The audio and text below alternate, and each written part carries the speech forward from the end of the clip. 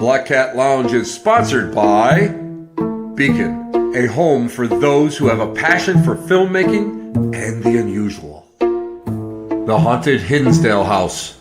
Those who walk there do not walk alone. Paraware, apparel for the action-seeking paranormal investigator. Dragonfly art and soul for all of your magical, metaphysical, and spiritual needs. Mystery Control, your go-to feed for science, magic, true crime, the paranormal, and so much more. Para-Niagara, one of the top-rated destinations in Western New York. The Black Cat Lounge is part of the Paraflix Entertainment Network.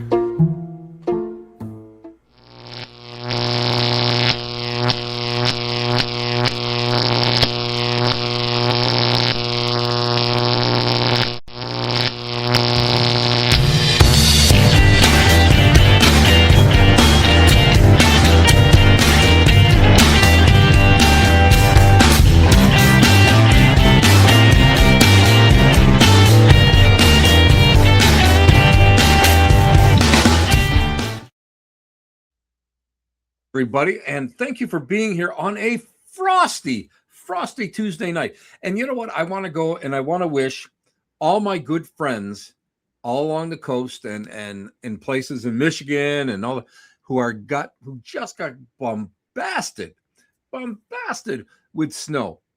All I'm going to say is our guest tonight and I are sitting here chuckling because we're not having to go and shovel it. Although yours truly has spent more than enough time chuckling and shoveling and doing all sorts of good things like that. And a special hello goes out to our good friend Dustin Perry, who I just got off the phone with him, and he spent 12 hours shoveling yesterday. So you know what? It builds character. That's what they tell me. It builds character. And I think that most of us are characters enough. So enough with the snow. Spring is around the corner. March is almost here, and by the end of March, most of us will be back out in the fields on our adventures and getting ready to get some great stuff out there and explore. And again, what do I keep telling you? Don't lose that childlike curiosity, because that's what's important. When you lose that, that's when you get old. And you can be, what was that? I forget who said it, but most people are sometimes 75 years old in a 25-year-old body. Don't be like that. Anyway, our guest is definitely not like that. Guys, I am so thrilled. I'm so thrilled to have him on tonight. I'm just like, we have a lot in common, and we have some friends in common. And, I first met him up at the big Michigan Paracon up in Sault Ste. Marie, Michigan. And, these Paracons get insane. And we didn't get a chance to talk the first time. But the second time, we actually did get a little chance to talk. And we were on the dais. We were up in the doing a presentation on a panel on haunted objects. And, of course, my guest, who is very intimate with probably one of the iconic items in the paranormal, Robert the Doll. He let me go and carry Robert the Doll, the reproduction of Robert the Doll, throughout the convention, and that was great. And you know how many people have wrote to me immediately and said, only you would do something crazy like that. Well, you know what? Yes, but this guy, on the crazy scale, he's probably one of the most level-headed people I know. But he's really an amazing author. And, I got to tell you, David has authored I think it's over 25 books. I believe he can correct me, but he's a publisher. He's a producer. He's known for his interest in the beautiful Florida Keys, especially Key West, is amazing. He's the founder of Phantom Book Press, producing a wealth of titles ranging from ghosts and hauntings to guidebooks and cookbooks.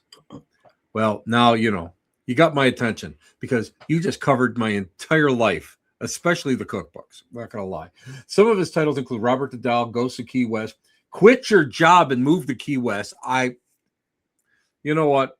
Yeah, I could be a parrot head. I really could. And Key Lime Pie, an intriguing history of Key West's native dessert. Again, I'm there. I'm sure that you've seen David on the History Channel, on the Travel Channel, on the Discovery Channel, and on the Food Channel, among others. He's also co-founded the Key Lime Festival, along with launching one of the first ghost tours in Key West, Florida. That amazing, and he's raised money for not-for-profits, which is something that I'm going to be honest with you. My love of preservation. That we raised. Well, I'll be honest with you. Over 3/4 of my events last year that I participated in was for preservation or for a charity, and that's what is so important. So if you're able to do that, please do, and it really is something great. Anyway, David's research doesn't end with the ghosts and key lime pie, of course. Tonight, we're going to talk about this amazing book.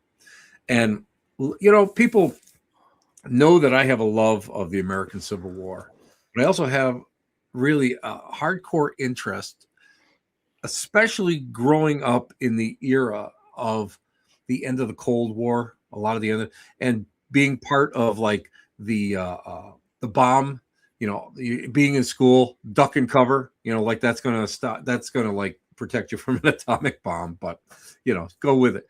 But David wrote this phenomenal book, How Key West Killed JFK. And at first I thought, geez, this is an interesting thing. I didn't really know where it was going. But when I read this in a day and a half. And I got to tell everybody that if you're interested in the Cold War, if you're interested in mob history, if you're interested in Bay of Pigs, if you're interested in the JFK assassination, this could be a really eye-opening book. It was for me. So, guys, please welcome the one and only, the man, the myth, the legend. Children love him. Parrot heads love him. Women want to chase him, and men want to be just like him. David L Sloan. David, hey. It is great to be here with you, Tim. I am so thrilled. David, first off, I have a non-book question I have to ask you. Non-book question. I think the dog is interested. I think the dog's interested in that too.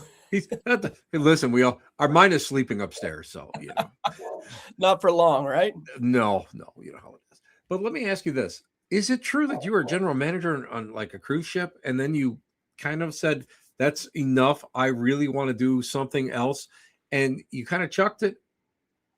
Yeah, and you did ghost tours. That's fantastic. It's really interesting because my path took me from Pennsylvania to Texas. Yeah. And I went to high school, about 15 miles from where the assassination took place. Mm-hmm. Then I went to college in Miami in the heart of the Cuban exile community. And I was in the hospitality industry. So that had me at FIU. And then from FIU, I went and I managed cruise ships. And I did that for about 4 years from the time I was, I guess from about 22, 23 until I was 26. And, cruise ships were great, but they were very corporate. Yes. Yes, I can imagine. And so on board, you had the deck and the engine and the hotel departments. So there was the politics between those. And then you had shoreside and all the departments on shoreside. Mm-hmm. So things were coming at you from every level. And I saw a ghost tour in Scotland, and they weren't big in the United States yet. There were less than you could count on one hand. And I said, wow, people are making a living telling ghost stories. And I said, that's what I want to do. So I ended up quitting my job and moving to Key West. That's amazing. That's amazing. What was it about Key West that held you? So it was actually a complete accident. I went to Charleston first, and Charleston already had a ghost tour. And this was before the internet, so you couldn't just look it up and see who had what. That was last week, right? I know that. Yeah, last week. And I went there, and I had the philosophy. I'm like, okay, you don't move in on someone else's ghost tour. And so I went back Mhm. to my parents in Fort Lauderdale, and uh, I didn't know what I was going to do with my life. I didn't know where else to go that was haunted. And a friend who I had worked with in Miami, he called my parents' house trying to find out how to get a hold of me on the ship. And my dad says, "Oh, he's right here." And I talked to him, said, "I've got this idea for a ghost tour. I just don't know where to go." And he was the operations manager at the Pier House Hotel in Key West. And he said, "Why don't you come down here? You can sleep on my kitchen floor. It's the second oldest city in Florida. It's got to be haunted." And I came down, and that moment, it really changed the path of my life. That's amazing. That's amazing because, a lot of people are always afraid of change. And when the time is right, you know it and you embrace it. And look at you. You never look back. That's the way I love it. That's the way I love it. What a phenomenal. That's an inspirational story. That really is, truly. That really is. Yeah, and I really feel like I was guided there. I think there are forces that were guiding me down here. I think there's a lot of reasons, but the older I get, the more I can look back. And there's things ever since kindergarten that were really, really leading me on this path. Amazing. That's fantastic. Now, David, let's get into your work. How Key West killed Kennedy. Let's get into the work. I have devised slick questions that you'll sit there and go, "Oh, well, these are simple to answer. These are so simple." I have to ask you, what was it about Key West that attracted like all these underworld figures in the beginning? I mean, I knew about the Cuban exile community, but these underworld figures, all this stuff was happening previous to their population growing. Isn't that correct? Yeah, and Key West is very interesting. The location of it, just the geography itself. It used to be a coral reef, and the coral reef got developed. So it's always been out there in the middle of the ocean. We're closer to Cuba than we Mm-hmm. are to Miami or a Walmart. We're closer to outer space than we are to a Walmart. And that might not be a bad thing, David. Yeah, yeah. But you always had this thing where people kept to themselves. There was an island community, and people kind of let everybody live and do their thing. It didn't have a road connecting it. It was a big shipping port. Mm-hmm. So there were a lot of people coming through then, and you pretty much just minded your own business. Now, it also had that the great geography of being the closest entry point to the United Mm-hmm. States from much of the Caribbean and from anywhere in Central America and South America. And with Cuba being so close, only 90 miles, during Prohibition, it became a very important part of the supply chain. And in Cuba, you had all the different mafia families that were involved in the Prohibition and the smuggling of Mm-hmm. liquor. So it would go through Cuba, come into the Florida Keys, and then be shipped throughout the country. And as those distribution routes were formed, eventually Prohibition ended, but people still wanted to make money from those routes. And this is kind of fascinating because the Tampa Mafia was the main one that Right. that was part of this network. But you also had Meyer Lansky, who worked with all of the different families, and he was big with the Prohibition. So everybody was involved, and it wasn't just Key West, it was through the different keys. Eventually Flagler had the railroad there, but Mm-hmm. then eventually that was turned into a highway, and then it was in the best interest to control the trucking routes and to control pretty much everything on the island. So the mafia started expanding their grasp, and there was Bolita, which was a very popular game. So they had the gambling, and then from there, heroin started moving in, and whatever was illegal that needed transportation, the mafia wanted a piece of it. So it makes sense. I mean, you know what? Is it correct to almost call it like the Wild West for for a good chunk of the early influence of the underworld? Very much. And back when the federal agents used to take the train down to try to bust the different places that were selling illegal liquor, there was a call from the mainland saying, "Hey, yeah, there's these guys in suits on the train." And everybody would know, and as soon as the train got there, they'd close up, hide the liquor. The agents would leave empty-handed. So it was definitely a place where Wow. once you had control of the island, it was very difficult for these outside law enforcement agencies to get a grasp inside. Now, we just touched upon some of the players. When we start talking about the hardcore underworld players, the ones that really had their nails into Key West, who are we talking about?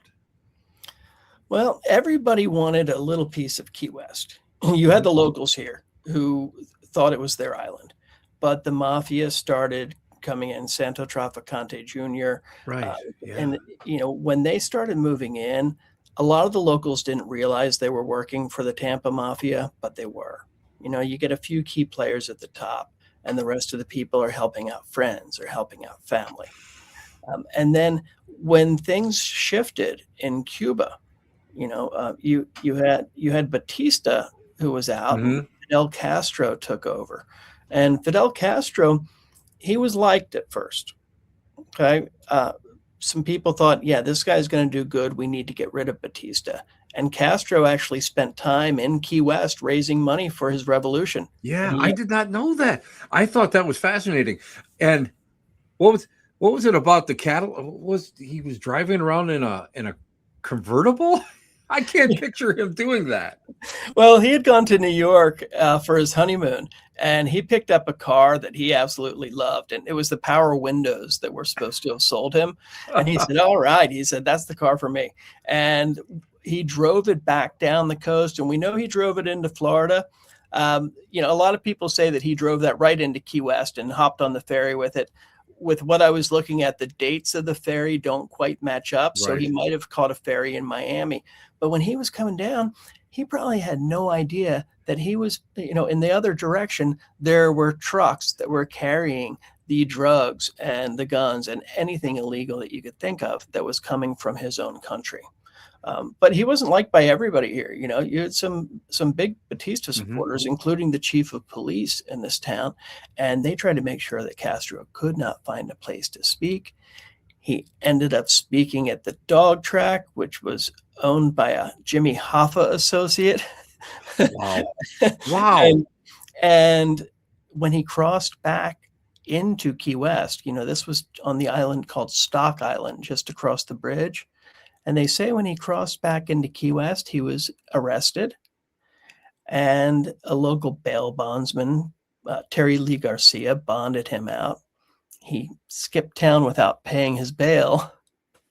And Terry Lee Garcia, who was later associated with the Tampa Mafia, he went to Cuba in the middle of the revolution, hunted Fidel Castro down, and demanded his money. Wow. And he got it. Wow. That's crazy. That's totally insane.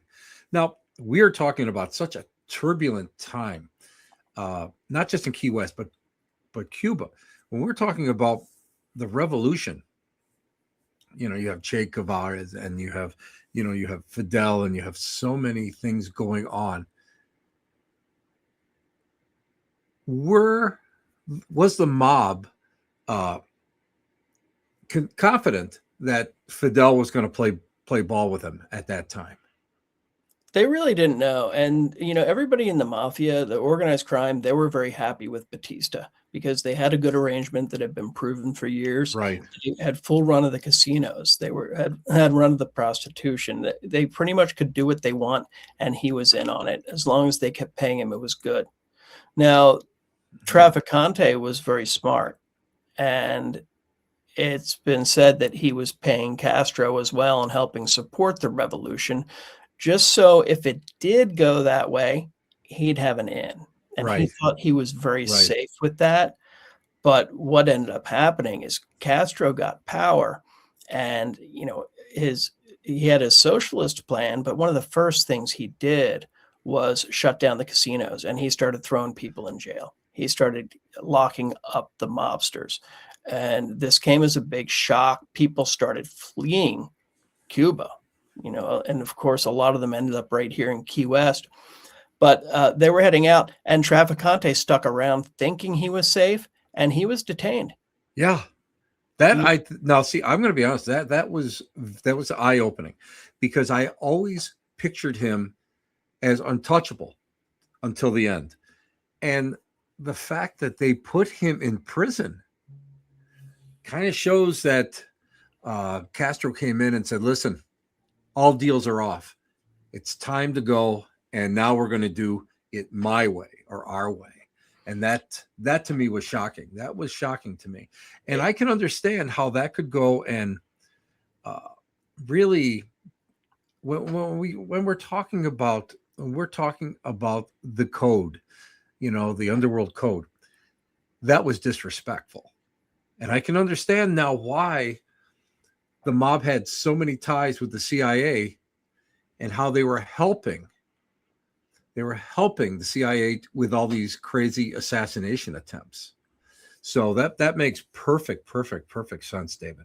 Yeah, and with the assassination attempts, it's very interesting because Kennedy didn't care for the CIA under Allen Dulles, and he fired Dulles, and he was looking to really take away their power. He didn't want them running around like cowboys, and you can imagine how they felt. This made them hate Kennedy. And then when Castro became the threat, they wanted to take Castro out, but they couldn't break their own laws by being complicit and taking out the leader of another country.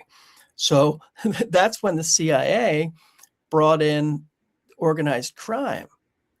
And there were different organized crime elements that were involved. And then you have them trying to take out Castro. You had all the Cuban exiles who came over, who had been trained for the Bay of Pigs. So the CIA trained all these people to be killers. And what you ended up with was this incredible circle of players where in the long run, it ended up being CIA trained Cuban exiles who went rogue, and there was drugs being moved by the mafia, which was raising money to buy guns for the CIA to take over communist countries. This is amazing. The other thing that, I remember, and again, I'm older than you, David. So, but I'm sure that you do remember.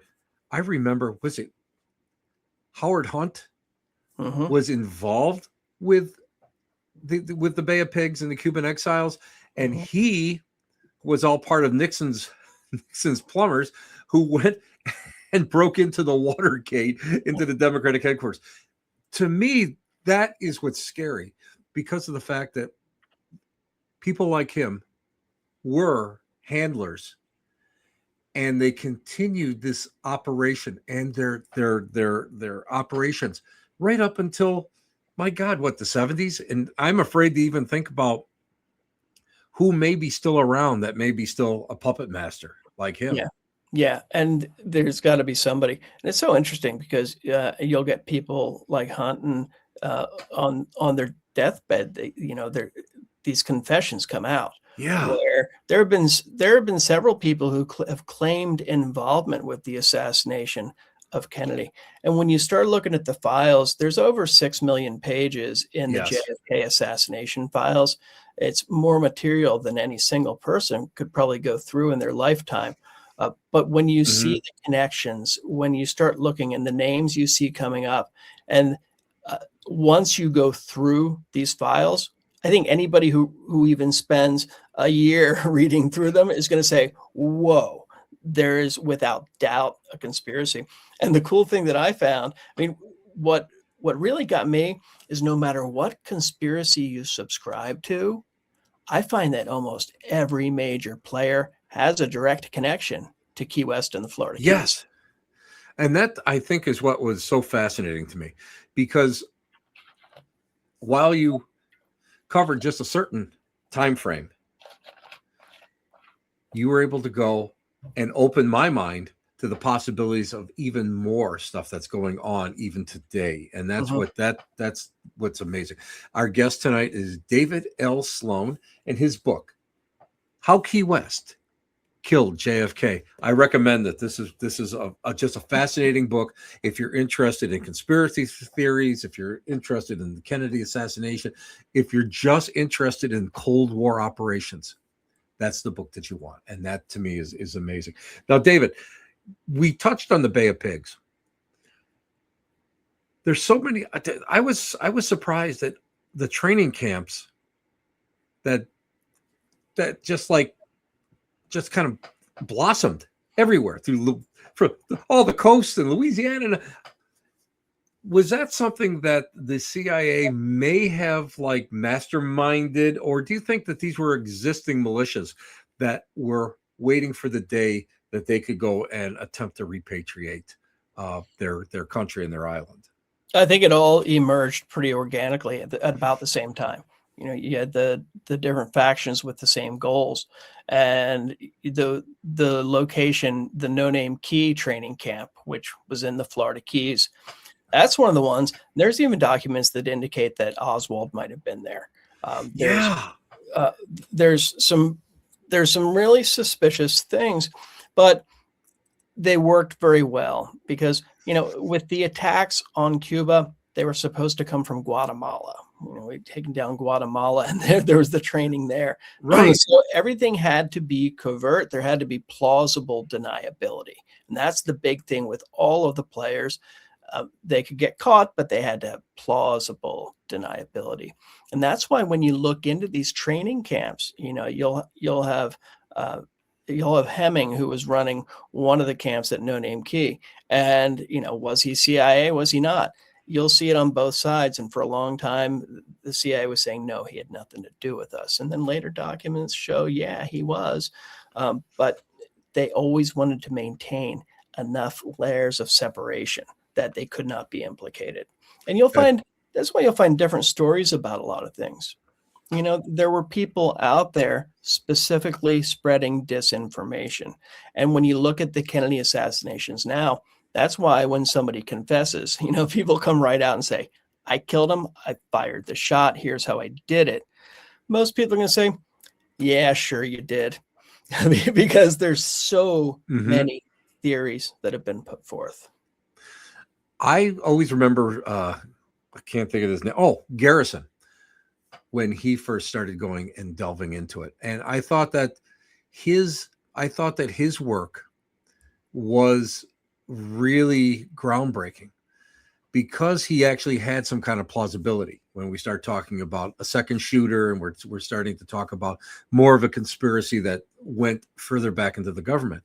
But a lot of people don't really understand how crucial it is that we have to go and look at all of the components that led up to this. And I think when we start talking about the Cuban exiles, we start talking about we start talking about the fear of the Soviet Union. We start talking about the buildup when we start talking about the Cuban Missile Crisis.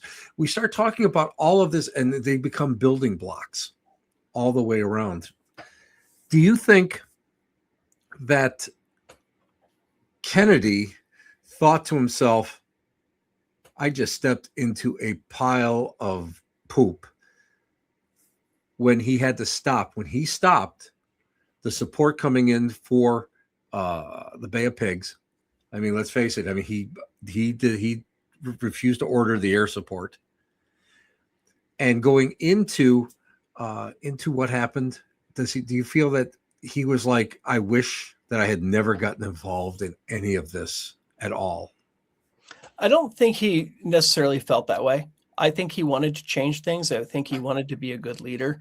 And I think when he stepped in, he got, I mean, look at how young he was. And True. he had some experience with politics, but the things that started to unfold immediately for him. And I think he immediately looked around and said, I'm surrounded by a bunch of people with their own agendas.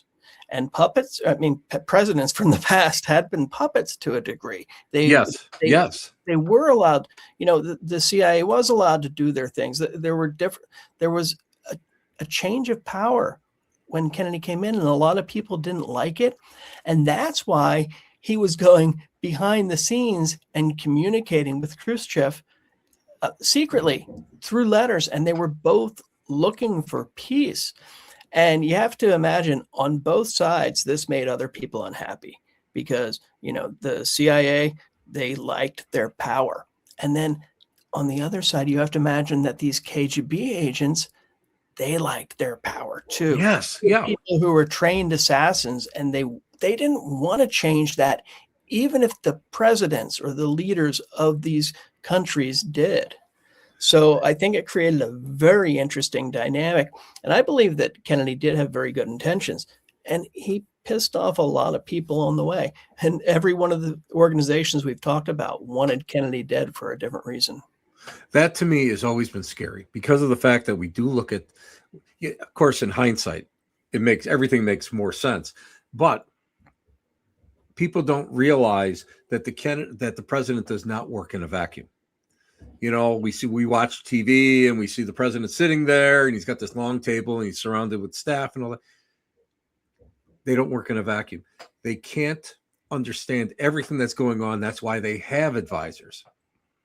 And when you have so many agendas, and I can't even imagine what it was like to be living in that era, especially when you have Soviet encouragement into all of Europe. You still had the Berlin Wall. You still had this red fear that was constant. You had the leakage of the atomic secrets, to the Soviet Union. They have the bomb now. To be living on the edge had to be just insane. And Kennedy, you're right. Kennedy walked in there as a young man and did not have, I don't believe he had the full knowledge of what the world situation actually was. And I think he listened to these people, and I think he really was upset, and that's why he fired Dulles. So this is something that people have to go and understand the setting of it. Now, we've got to delve into this gentleman, because this guy, I had to read the chapter twice. I'm not going to lie. It is all about Gilberto. I'm going to say his name wrong. Gilberto Lopez. And I love this. Oswald 2.0. Who was this guy? Well, before we get into that, do you feel that Jack Ruby, and Lee Harvey Oswald knew each other previously to the assassination of Oswald? I have no doubt about it. And the reason why, so I was researching Key West missing fire chief. His name is Bum Farto. Right. And he's the Jimmy Hoffa of Key West, disappeared in 1976 after he was convicted of trafficking cocaine from the Key West firehouse. Now, he disappears, and it's been 50 years that he's been gone. And a friend of mine and I, we decided, let's find him. And we started doing a deep dive. And with this, we were going through FBI reports. We were doing FOIA requests, CIA documents. And a lot of the same people from that time, their names were showing up in the JFK assassination files. Wow. So looking for things relating to Bum Farto, I came across a report that talked about Jack Ruby selling guns from an Isla Mirada motel room. And when I saw this, I read through the report like 3 times, just saying, this is unbelievable. How come I have never heard about this? Because I'm big into Key West history. I talk with a lot of other historians. I spend a lot of time going through archives. I had never seen a mention of it anywhere apart from these Amazing. CIA files. And then I started digging deeper on that. And I find reports of Lee Harvey Oswald in the Florida Keys.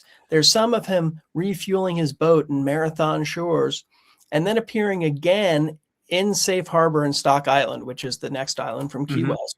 And it says that he's in a boat filled with Cuban exiles.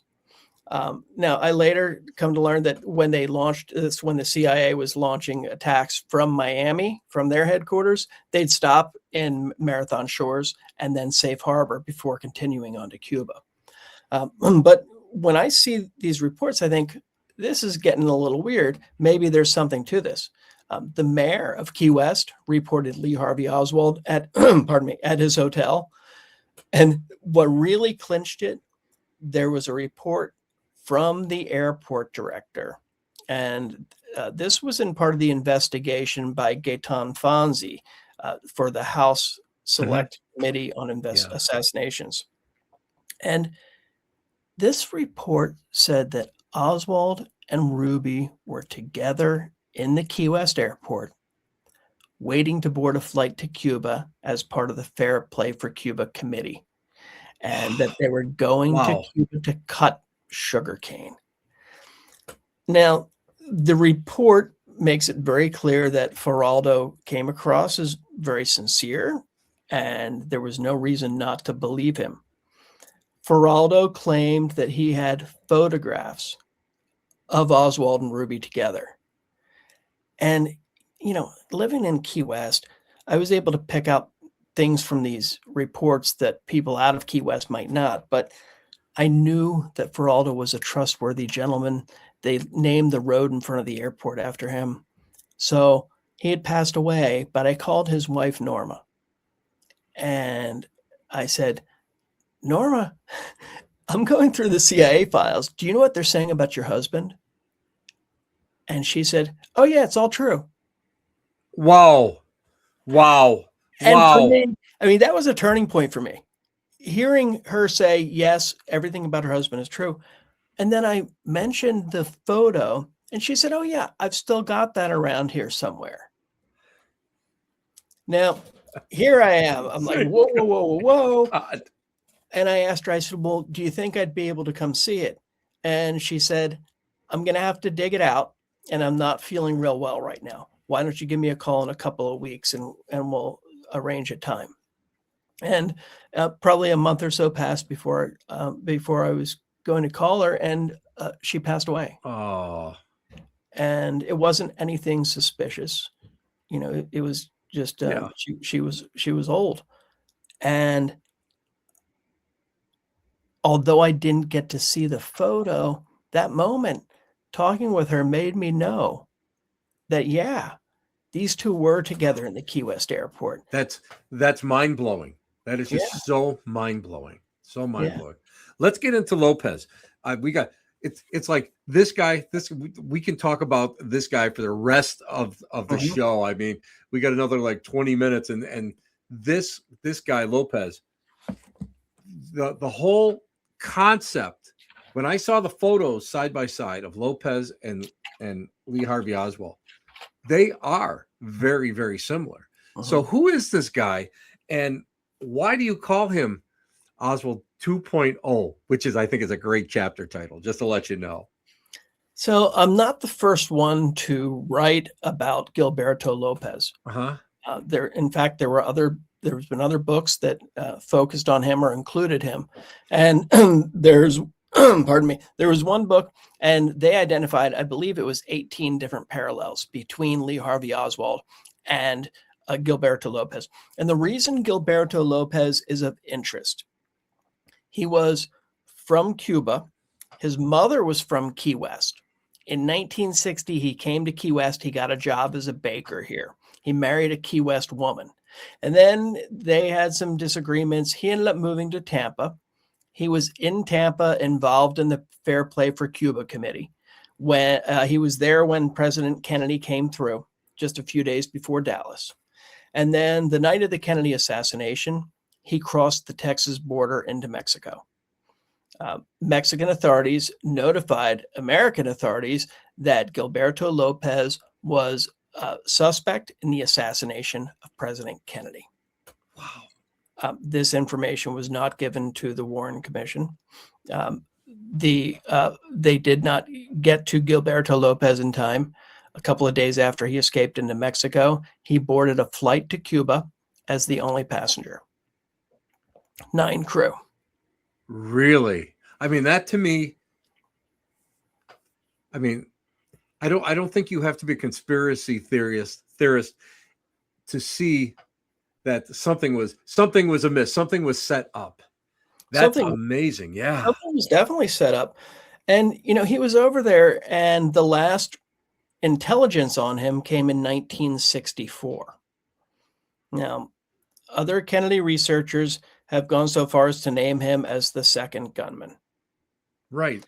The problem is people have not been able to place him in Dallas, and people have not been able to show that he ever had guns.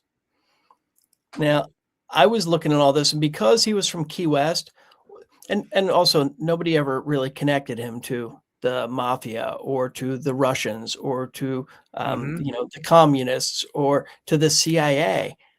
There were ideas about it, but when I looked at the person that he married, I recognized the name. I recognized the name of her son, and I said, "Oh, that's the same family that Bum Farto married into." And we knew that Bum Farto was associated with the Tampa Mafia. So I Wow. immediately flagged Gilberto Lopez as having Tampa Mafia connections. I tracked down his brother-in-law, and it was a guy named Cookie Machine. Cookie was up in Tampa, and I called him up and I said, would I be able to come meet you? And could you tell me about Gilberto? And he's like, yeah, if you want, that's fine. And I was driving up there, and I was talking to my mom, and she said, you better be careful. He's probably bringing you up there to kill you. And I got there, and Cookie was the greatest guy. We go out, and we're waiting to have dinner at the restaurant that Gilberto Lopez worked at, which used to be a Santo Traficante hangout. And Wow. Wow. and we're sitting outside on the bench, and I'm asking him questions about Gilberto, and he's giving me answers. And he said that, he was suspicious. He was always looking over his shoulder. He didn't like being called by his own name. And I said, did you ever see him with guns? And he kind of looked at me, he goes, yeah, he had this big duffel bag full of guns, but my sister wouldn't let him bring him into the apartment. And he said, I don't know what happened to him, but he said, yeah. And I said, did he ever mention Dallas? And Cookie said, yeah, him and my sister got in a big fight about him going to Dallas. And then he kind of leaned back and he looked at me, he goes, how'd you know that? Why are you asking me this? And I said, well, Cookie, you know that he's a suspect in the assassination of John F. Kennedy. And Cookie's eyes got wide, and he goes, whoa. And he held his arm up to me. He goes, look at the hairs. Look at the hairs on my arm. He goes, oh my God, what you're telling me. He had never heard Really? Wow. that Gilberto was a suspect. That's amazing. And, with something like that, for me, that's all I need to know, that what he was telling me was the truth. Yeah. And so here we've placed Gilberto Lopez in Dallas, and we've placed him as someone who has guns, which is pretty huge. But I decided to go find Gilberto Lopez because nobody heard from him since '64. There was a chance he was still alive. And I called my friend Cheryl Sanchez Simmons, who's a great cold case investigator. And I told her, I said, listen, I'm going to Cuba. I want to find this guy. Can you help put me in contact with people who can get me to him? And she said, let me see what I can do. And I don't think it was an hour later, she said, you don't have to go to Cuba. He's dead. I'm like, okay. And she said, but he returned to the United States in 1995. Wow. That's what I said. Whoa. How does a suspect in the Kennedy assassination return to the United States and avoid authorities and avoid other researchers? He died in 2021. He was living in the heart of the Cuban exile community. So this makes me think maybe we've got CIA here. It raised a lot of red flags. And despite him being dead, my friend Cheryl then says, oh, but he has children. And I contacted one of his daughters, And when you contact someone to ask them about their father being part of the assassination of John F. Kennedy, that's not something where I expected that I'd get much cooperation. But I emailed her first, and I told her what I was doing, and she said, "Well, what are your credentials?" Mm-hmm. And I told her, I said, I'm a Key West writer. I said, I love Key West history. I've been doing this a long time, and I stumbled upon this story. And her husband had a Key West family connection. And, he was multi-generational Key Wester. So she said, yeah, I'll talk with you. And we emailed a few times, and then we started texting, and then we had phone calls. And she shared 60 years of missing history. And we are able to create such an incredible profile of who Gilberto Lopez was. And, Lee Harvey Oswald, we know a lot about him before the assassination, but he was killed. And so we don't know much about him after the assassination. With Gilberto Lopez, he lived for a long time. And my hope is that by looking at him and looking at his associations, that we're going to be able to find stuff out that we can apply to Oswald and to the assassination, and that without a doubt we'll be able to prove conspiracy. Amazing. Your story, David, just has blown me away, because it's opened my eyes to so many things that I did not really know about. We're rapidly running out of time. I hate that, David. I hate that. It's so great. And you are a great storyteller, with hands down a great storyteller.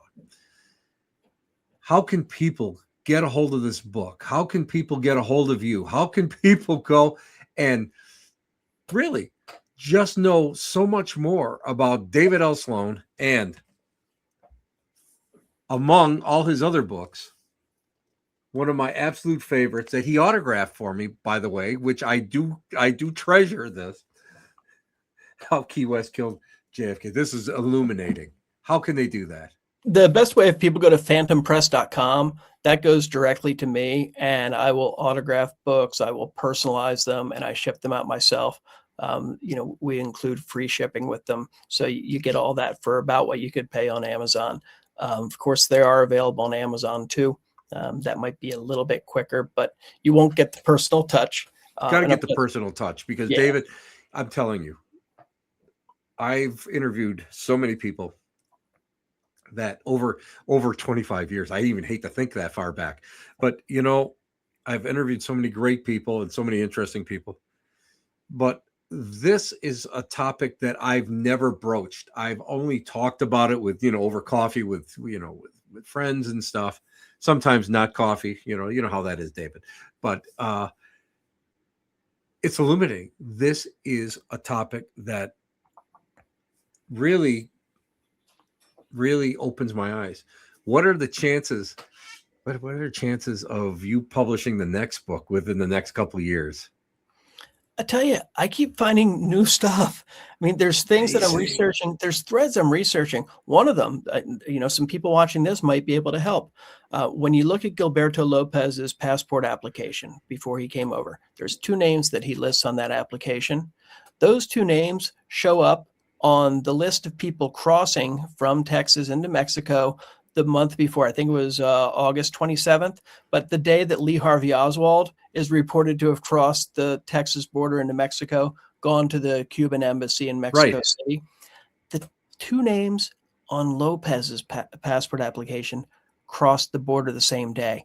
Now, what I'm looking to do before I say, smoke and gun, I want to verify that they're in fact the same people, because there's that chance always that it's somebody else with the same name. True. I think it's a slim chance.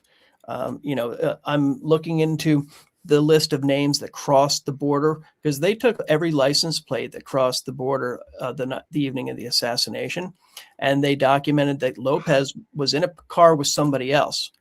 There's a name that I found on there that lines up with someone in a report about the KGB and the Russian embassy, or the Soviet embassy, engaging in doublespeak And this guy was an insurance agent talking to the KGB assassin about his auto accident. So there's these threads. I found another parallel between Oswald and Gilberto Lopez. The violence. There's a report about Oswald beating his wife, and I've uncovered reports of Gilberto Lopez doing the same to his spouses. So there's a lot more to come. There's some incredible connections with Alpha 66. Definitely more to come. But the fun stuff right now, I've moved on to what is almost the sequel, which is Where's Bumfardo?